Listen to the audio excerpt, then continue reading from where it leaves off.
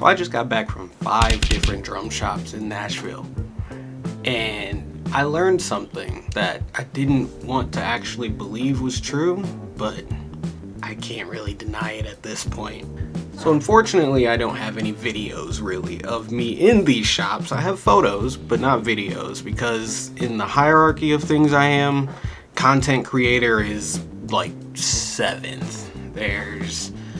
I'm a husband, dog dad, then drummer, then probably a gamer, and then probably a superhero nerd, and then probably dungeon master after that, because I started that before I started doing this. Then content creator, so sorry, no videos. But I'm standing in these drum shops, and eventually I got to a point where it was just overwhelming, and it made me think, looking online can kind of feel similar a lot of the times. We search and research and watch YouTube videos and this drummer and that drummer and look up their gear lists and everything. And then we finally get this piece home that our favorite player plays or we liked so much on the website.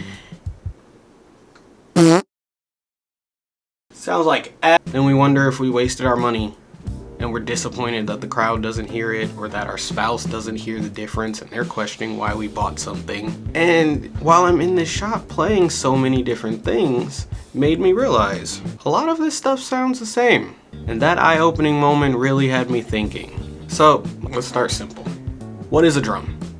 I'm going to describe a drum to you right now. It's wooden, it's got drum heads, and it's got some metal hardware on it.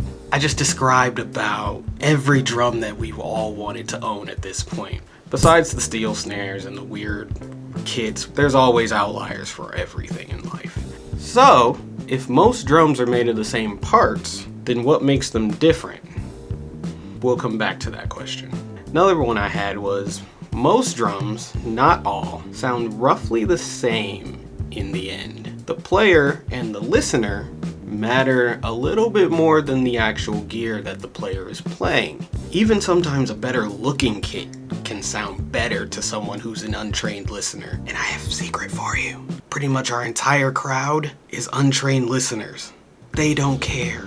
They don't know. So if half of our sound is subjective to the listener and we can't control who our listeners are, then what can we control? We can control us. The way we play the instrument, the way we hit it, the way we want to attack the instrument, the place we want to play on the instrument. It all comes down to us. I'm very fortunate now to have the gear that I have to play. I have a couple Ludwig kits, I have a Gretsch kit, I have multiple snare drums and cymbals, but it wasn't always that way. Like a lot of you out there, I had to just play whatever was given to me. Whatever I had accessible, whatever drums I can get from this person or this place, or whatever I could get within my budget for cheap. I just had to make it work. Choices weren't always a factor. Now, are there differences between a Ludwig and a Gretsch and a Pearl? Absolutely. You will never convince me that there's not a difference. I've also gotten to play so many kits in my lifetime, especially in the past couple weeks, that I can definitively say there are many differences. However, I didn't go to those drum shops alone. I went with my best friend.